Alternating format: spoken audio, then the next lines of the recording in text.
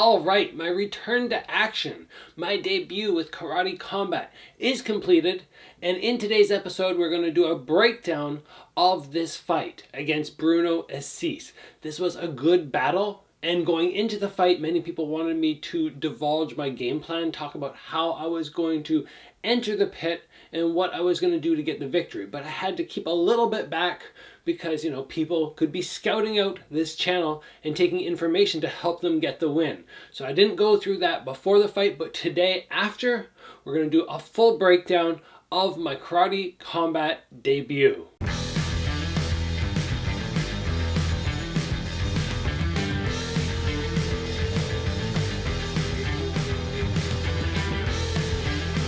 I know that most subscribers on this channel really appreciate and value the fight breakdowns that I do. And I'm really excited to bring you today's episode because it's been a while since I've been able to do one of these on a new fight, one that just happened last week. Very exciting stuff. Before we get into that, I want to give you a little sneak peek into the next two episodes I'm going to be doing. Number one, we're going to be talking about the age difference between myself and Bruno. I'm 37, he's 26, 11-year difference. I want to talk about that because I've had some questions on how I'm not slowing down as I get a little bit older as an athlete. And then the following day, I want to talk about the biohacking tools that I've been using to make sure that I'm able to stay young, stay fit, and be my best self on fight day. So if you are excited for those episodes and all future episodes to come, get subscribed to the channel so you don't miss out on them. Be sure to give today's video a like if you appreciate the direction this video is heading. Now, I want to take a special moment before we get into this full fight breakdown and give a massive shout out to Optimizers and Magnesium. This supplement, I took it religiously on fight week, and man, my sleep was rock star compared to normal. I'm not kidding you. Normally, when I'm in fight week, between cutting weight and being hungry, drinking too much water and having to get up in the middle of the night, and then fight nerves, I get up 20 to 30 times per night. This is something that I've been talking about to help you improve your sleep, and on fight week I was getting up 3 or 4 times a night, which still sounds ridiculous, but is so much better. My clarity was there, and really the only issue I had on fight week was the ring rust after being out for 2 years. But this supplement helped so much. The recovery through camp made a massive difference. I did not have the normal fatigue, which often builds up when you're training crazy hard. I cannot recommend this supplement enough. And if you guys want to get yourself some of it, you want to try it out, head over to magnesiumbreakthrough.com/Gabriel and use the promo code Gabriel10 to get 10% off. You will not regret giving this a try. I'm going to be using this for my next fight camp and all future ones after. So let's get started on this fight breakdown. Now, the first thing I want you guys to note, what I'm looking at right now, is this pit. As I go down into it, we recognize how high it is. I was more under the impression that it was going to be kind of like this, but no, this is a very high pit. And I only had about 5 or 10 minutes in it prior to actually competing. Back home, I did no prep for this new arena that I was going to be fighting in. How could you really do it without building an actual platform? And I just didn't have the time or energy. So we jumped in the pit for 5 minutes the night before the fight. It was my first time. We did a little bit of movement, but going down was super steep. And then coming out, you really had to give a little jog, a little ramp up to get there. And I was thinking, man, people, especially smaller people, maybe some of the girls who came out after a hard round and are kind of feeling fatigued, they got to give it to get up there. And it could just be that extra little bit to really gas them out. So from here, we see a little glove touch and last minute instructions. I love the background of the fight. It just looks so unique, so cool. So right away, what we're going to see Bruno do is something that I prepped up, that right round kick. That technique is something we train for over and over, and we knew he did something in particular. He always steps before he kicks. So I trained loads to catch the kick. When he steps, use that as a signal, and then reach down and catch. But he was actually faster than I anticipated. I thought I was going to see it. It was going to be clear. I'd catch every time. I'd hit him. I'd sweep him. That's it. But his speed actually impressed me. And he landed a few kicks, and I was actually pretty red there. It didn't hurt. There's a difference, remember, between being lit up in red and actually being damaged. One is surface, one is the skin. I have the white skin. Abrasions show up very easy. Damage very often is beneath the surface and you don't necessarily see it. So when you're watching fights, make the distinction between skin damage and abrasions and actual damage. You can usually tell by the way somebody takes the technique. If they get hit and they're going like that or down like this, they're damaged. If it just hits them and it lights up red, not necessarily damage. But very often in these breakdowns, we focus on things that I planned for and executed correctly. In this instance, to start off, we're looking at something I game planned for, but was unable to execute. I ended up getting a couple checks and a couple little scoops, but I did not deal with this round kick nearly as well as I thought I would. From here, we see an early jab, just trying to establish distance, little fake, and then a step backwards to evade that round kick, which we just talked about, but I end up sort of hitting the pit.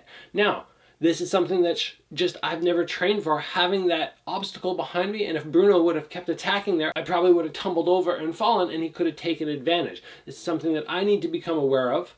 I can't just go backwards and let the ring ropes catch me. I actually have to be very aware and use peripherals to be very focused if I'm getting close to that edge of the pit where I don't want to fall over. Just interesting thing which I'll have to add in, of course. Now, one of the questions that many people had was, how was I going to guard up in the fight? Was I going to change things because I was going to have smaller gloves? I wasn't going to have those pillows. And right here we see Bruno, boom, boom, big overhand.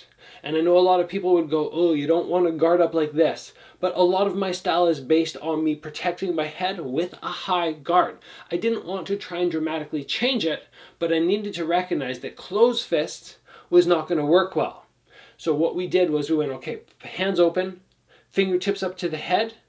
If I can end up evading shots or using footwork, that's great, but otherwise I'm going to keep things clamped down. And as you can see here early in the fight, I'm just trying to get a read on how damaging his techniques are through that guard. As soon as he threw, I went, okay, I'm comfortable, I think I'm safe, and then from there we could start progressing and start opening up my attacks. All right, right here we see a little corkscrew followed by a jab, just getting a feeling if he's going to check the low kick, which he does, and then a nice body shot. Within the first minute of the fight, I was just feeling a little hesitant.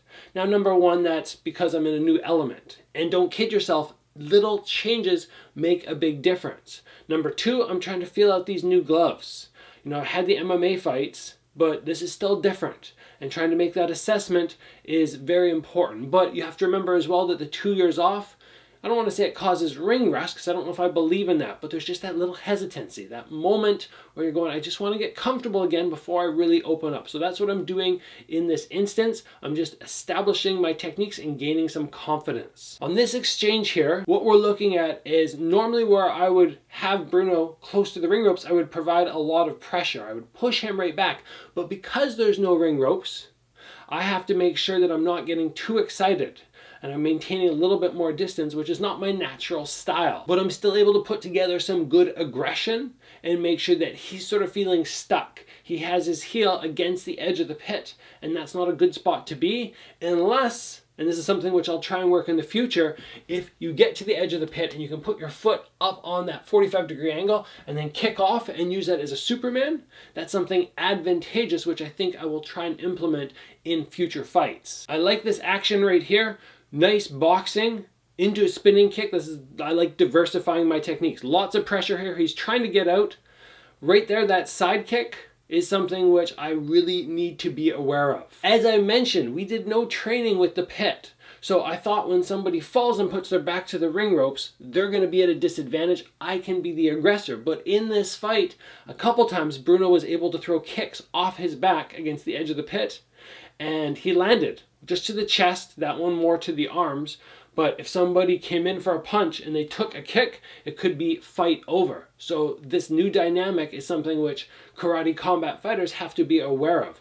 Having your back against the pit or the edge of the pit is not necessarily a disadvantage. It can be utilized. And Bruno kicks hard. I mean, that was a nice kick. He just caught me as I was stepping back. I was trying to create space and then just slightly off balance, and he just takes the legs right out. And on the ground, if you're not aware of this yet, in karate combat, there's 5 seconds. 5 seconds to try and inflict damage. We're back here. I put Bruno up against the edge of the pit, trying to keep him off, trying to push him. It's a hard spot. It's just an interesting new dynamic where you can't pressure them too much. Because if you fall against them and they hold you, you lose all elements of basically being on top and being able to continue throwing shots. Let's continue on here. I'm keeping that pressure at the end of the first round. Watching this, I feel like I definitely won the first round, but when I was in there, I was just trying to put the stamp on it, trying to make sure. In the last 10 seconds, we see a combination which I'm successful with and was actually recommended by a boxing coach one time when he was watching me spar. He saw me be very successful with the left body hook over and over, but he went, "You're stopping once you land it. It's the end of your combination. 1, 2, 3, stop. 1, 2, 3, stop." He went, "What you should do is throw the hook and then come with the cross, because once the guy gets hit, he's going to probably leave a space down the middle, and me executing this at the end of the first round just shows that it does work." Body shot right into the cross. Crispy technique, which you're going to probably be successful with if you throw it enough times. From here, we're going to move into round 2. Now, you'll note that at the end of the first round, I have a cut. I'm rocking the cut today, sporting the war wounds, I guess you'd say. I don't actually know how this cut happened because I've watched the fight only twice so far, but I don't see a clear landing technique. And you have to realize that if you happen to close your fists and get a block off, you could cut yourself. So that's why those hands have to stay open. But it's very likely that Bruno just caught me with a punch as well. Let's move into round 2 here. Once I got into the second round, I felt like things were a little bit more on point. The first round felt a little forced. I mean, the whole fight, I didn't feel super fluid, but I felt a little better in round 2. Hopefully in the next fight, I will be way up higher than my performance here. Tracking Bruno right now, he's wild, and when he lets his shots go, they're usually wide. And this was something my brother pointed out to me, saying when he watched Bruno's fight footage, that the shots very rarely come up the middle and they're more wide. And it was going to be very important for me to make sure I focused on protecting the back and the sides of the head, which you can very often do by getting this block off, but I stayed here for quite a bit of it. And we just went, you need to be ultra aware of the side of the head, because when he gets swinging, if I stay and just try and guard up here and leave the openings, I might get caught behind the ear. So you just saw there that I sort of bury my head. His punches are coming behind, but I keep the hands nice and high and keep myself protected even in his big whirlwind of punches. Nice front kick there, keeping him at bay. I feel like front kicks in karate combat, sort of Thai style ones, will be very, very proficient, very, very dangerous for them. I just got to get more comfortable letting them go. Now, something last minute, a very last minute game plan, which I want to talk about. Normally, leading up to the fights, we do our research months and months before, but my brother was busy. He didn't get to watch as much fight footage as normal. So as we were in our warm-up, he went, "I know this is last minute, but I just want to give you a little bit of additional input." He went, "Bruno keeps his hands fairly wide. Try and let the uppercut go. See how successful you feel with it." And he just said, "I think it's going to land very nicely if you can just let it fly up there." And I had success with it, not to the point where I was able to put Bruno down, but looking at your opponent, assessing their guard, and looking for the weaknesses is a very good strategy. With Bruno, even though I had success with some body shots, he kind of keeps his hips further back, and it made it very difficult sometimes to reach him.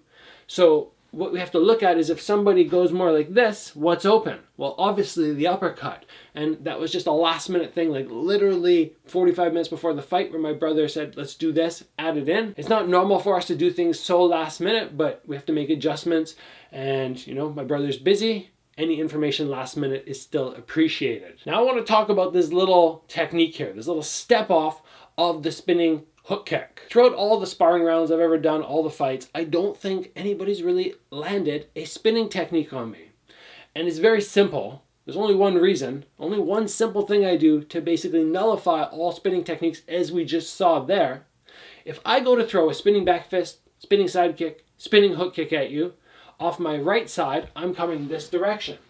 As soon as I see somebody do this, I go, okay, the power source is coming this way, which means I want to step the same direction, because anything past the center line, any moment where the technique lands in this zone, it's going to be so much weaker than right here, which is the power source. So as soon as I see somebody start their spin, as I did here, you just take the step.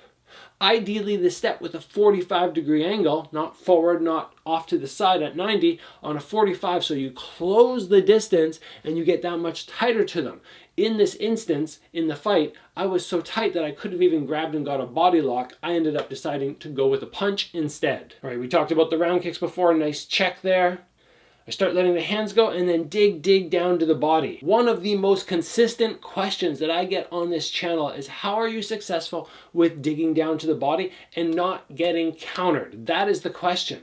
Anybody can go up to a bag and hit down to the body. It's just changing levels. But being able to have the confidence to throw to the body while exposing your head is a different story. So what do I do in particular to make sure my shots can land and I'm not getting countered? Well, number one, you'll see me bury my chin.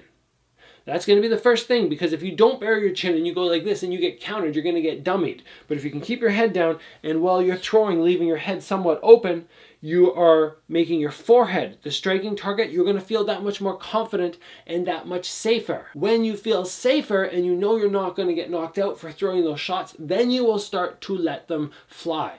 The additional element is to make sure your head stays structured in between your feet. Very often when people go body shots, they're worried about the counters, so they move their head to different points.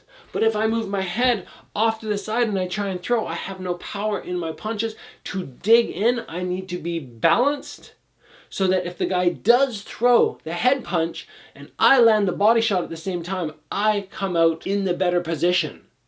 Because I hit them in the body, it wins them a little bit, then maybe they land to my forehead. But because I landed the body shot first, the punch to the head does not have as much power. All right, next we're going to look at a long clip here. Lots of good stuff happens.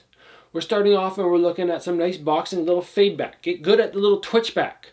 My hand is high, so the spinning back fist serves no purpose, just because I had my hands up. Nice little round kick from Bruno. Now from here, I get thrown. I pause for a second and I eat a punch in the face. This was very simply training error. An error that I knew I was making during fight camp, but continued on anyway. What was the error? Well, it was very simply, I only focused on striking. I did no defense for ground and pound, no defense for throws, didn't even have anybody try and throw me. And right here, I get thrown over with a little hip toss. Wasn't really thinking about the consequences of it. I'm down on the ground. I just sort of blank there for a second. Bruno kind of looks down at me. There's a little pause and then smokes me right in the face. I should have turned my head right away from him. But for some reason, I just blanked out. I'm like, oh, I'm on the ground. I'll get back up. And then I eat a shot in the face. Next time, next camp, I will prepare for the possibility of this happening so it does not happen again, so I do not get thrown, or if I do get thrown, I don't get punched in the face. And that little takedown at the end there, a little sort of foot sweep, it's just something my jiu-jitsu coach taught me when I was doing my MMA fights, just kind of stuck in there. Back to the action, just letting my hands go, just boxing him, utilizing that strong boxing background which I've developed over the years. Nice cross there to put him backwards and down. I think that was a knockdown. Not so much in the sense that he was crazy damaged, but in the sense that it actually threw him backwards. And I remember when I hit him, just going, oh, he's actually hurt. I could just see it for a split second. There's that difference when you see somebody's eyes between them sort of slipping and just for a second going, oh. And, you know, if that was an actual kickboxing fight, probably would have got the 8 count. Moving into the third round, I would say it's a fair assessment at this point that I thought I won the first. The second, I knew I won. So at this stage, I still felt like I needed to get this round. This was not an easy, just I'm going to land it. There was a nice calf kick there. And then a good little scoop and catch. Calf kicks are interesting, and there's something I will focus on more because they're part of the rule set now for me. In the past, I didn't really like them. But I need to make sure that I'm not only being defensive with them, but also getting better at being offensive. And I will put together videos on how to defend the calf kick and then things to focus on in executing it in a future episode. Nice spinning hook kick from Bruno. Again, one of those moments where just having your hand up and not being lazy with your guard just saves you. For some reason you happen to blink as the guy throws it, and then all of a sudden it's going to land, your hand's up and you're safe. Something I want to talk about here was what my game plan was in terms of the pit before I got there. Because like I said, I never got to use a 45-degree angle, so going What was the strategy? How did I prep up? Well, we need to stop sparring in a ring and we need to spar on an open floor. I thought, as I executed in this fight, that I would be able to control the center of the ring for the most part, and I would try and put Bruno with his heel against the edge of the pit. Now, I don't know how to take advantage of that in the way I sort of was expecting, and I'll make adjustments so that next time I can really punish somebody if they end up in that situation, but that was the basic game plan.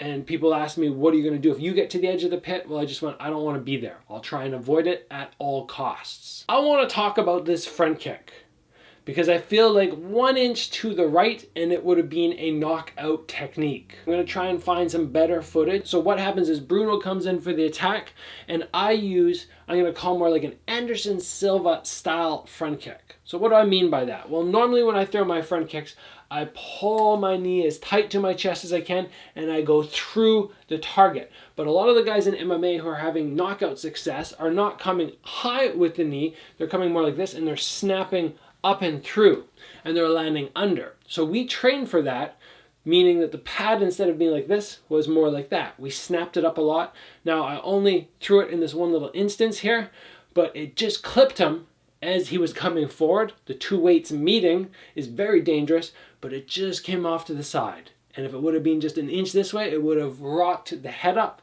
Just a slight mistiming by me. That could have been an amazing KO finish. Overall, what we're seeing at the end of the fight here is me doing my normal thing. Lots of pressure, Bruno moving backwards. I'm tracking him, staying in his face, making it very difficult for him to get any breathing room. This is all done by confidence in boxing.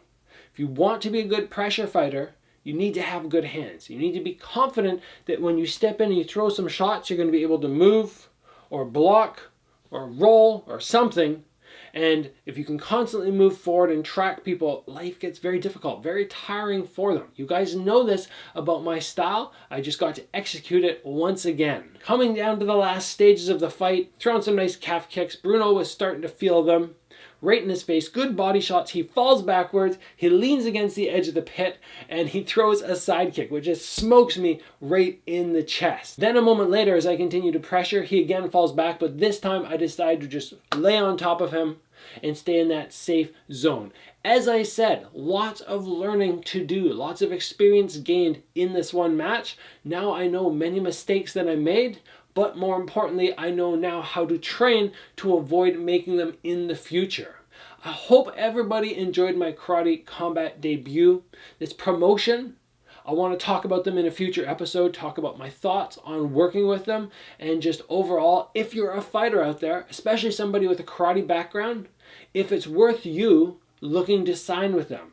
Will you be happy being a karate combat fighter? Spoiler, yes, I'm very happy with this promotion, but I want to talk about it in more detail and talk about how people out there, if they want to be on this promotion, can go about contacting them and trying to get signed. So there it is, guys, another fight breakdown. I hope you enjoyed me sort of dissecting the fight, giving you thoughts on my game plan, things that went wrong. Remember that a big part of my success in training camp, remember that a big part of my success is how hard I push myself in training camp. And in this one in particular, I was able to do that because my recovery was spot on. Probably the best recovery I've ever had in a fight, no lie. Like, no muscle fatigue in the same way. Sleeping for naps about 40 minutes instead of 2 hours, which is just amazing to me. I would wake up after 40 minutes and go, I'm recovered. Okay, what am I going to do with the next hour and 20 minutes? I can just stay up, relax, and enjoy myself. And I'm going to say, because I didn't do anything else different, that a massive part of that is due to the magnesium from Bioptimizers. Magnesiumbreakthrough.com/Gabriel. Use the promo code Gabriel10 and give this a shot. Make sure you're on it. It's made a world of difference for me. I'm going to stay on this supplement for all my future fights. Hope you guys enjoyed this episode, this breakdown. If you did, give it a like. If you haven't already, join the channel and get subscribed. Train hard, guys, and I'll see you back here soon for another episode.